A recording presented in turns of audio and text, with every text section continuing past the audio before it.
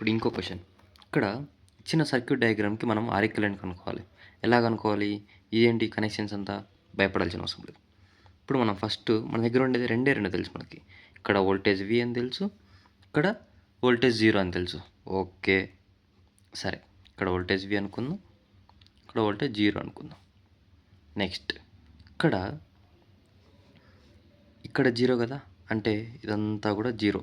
ఇక్కడ కూడా 0. ఇక్కడ V. ఇక్కడ కూడా V. ఇక్కడ V. ఓకే. ఇప్పుడు వోల్టేజ్ V టు 0 ఒక రెసిస్టెన్స్ ఉంది. వోల్టేజ్ V నుంచి 0కి ఒక రెసిస్టెన్స్ ఉంది. 0 నుంచి Vకి ఇంకొక రెసిస్టెన్స్ ఉంది. 0 నుంచి Vకి ఇంకొక రెసిస్టెన్స్ ఉంది. నెక్స్ట్ మళ్ళీ V నుంచి 0కి ఇంకో రెసిస్టెన్స్, మళ్ళీ V నుంచి 0కి ఇంకొక రెసిస్టెన్స్. అంటే ఇది ఎలా వచ్చేసింది?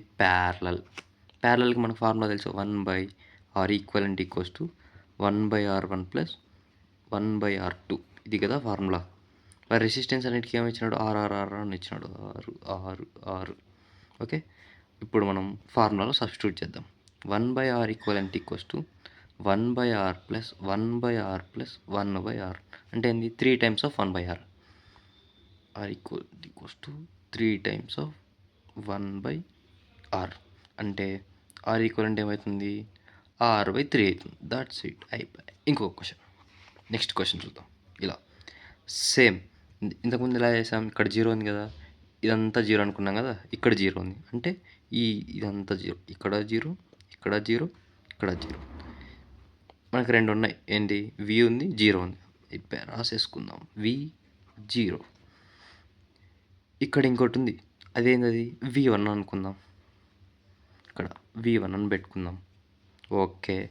0 నుంచి ఇక్కడ 0 నుంచి V1కి ఒకటి. ఓకే. 0 నుంచి V1కి ఒకటి. నెక్స్ట్ మళ్ళీ 0 నుంచి V1కి ఒకటి. మళ్ళీ 0 నుంచి V1కి ఒకటి. సేమ్ అలానే ఇంకొకటి కూడా. మళ్ళీ V1 నుంచి Vకి ఒకటి. V1 నుంచి Vకి ఒకటి. అన్ని రెసిస్టెన్స్ ఏమైనా ఉన్నాయి? R. ఇంతకుముందే పైన చేసాం మనం. ఏంటి? ఇదంతా ఏమవుతుంది? R/3 అవుతుంది. ఇంకో పైన చేసాం. Same R/3. ఇక్కడ ఏముంది? R ఉంది. అంటే దాన్ని ఇంకొకసారి రీడయాగ్రామ్ చేసుకుందాం. ఇదంతా ఏంటి? R/3. ఇది R. ఇక్కడ V, ఇక్కడ 0. అంటే మనం సిరీస్లో R equivalent equals to R1 plus R2 కదా ఫార్ములా. సబ్స్టిట్యూట్ చేసేద్దాం. R plus R/3. ఇంకా ఎల్సిఎం చేసేసి 3, 4R/3. It's my answer. ఇప్పుడు ఇంకో క్వశ్చన్ ఉంది. దీనికి నేను అప్రోచ్ చెప్తాను, మీరు చేసి కమెంట్లో నాకు చెప్పండి ఆన్సర్ ఎంతో. ఇవి రెండు సిరీస్లో ఉన్నాయి. ఓకేనా? ఫార్ములా మనకు తెలుసు. R equivalent equals to R1 plus R2. Okay. Next మళ్ళీ ఇవి రెండు ప్యారలల్లో ఉంటాయి. ఓకేనా? అలా మళ్ళీ సేమ్ ఇవి రెండు సిరీస్, ఇవి రెండు ప్యారలల్. అలా చేసుకుంటూ వెళ్తే ఇప్పుడు మనకి ఇక్కడ ఇంకో రెసిస్టెన్స్ వస్తుంది, ఇక్కడ ఇంకో రెసిస్టెన్స్ వస్తుంది. అవి రెండు సిరీస్లో ఉంటాయి. మళ్ళీ ఇవి రెండు ప్యారలల్. అర్థమైందా? సేమ్ అలా చేసేసి R ఈక్వలెంట్ అనేదాన్ని మీరు కామెంట్ బాక్స్లో పెట్టేసి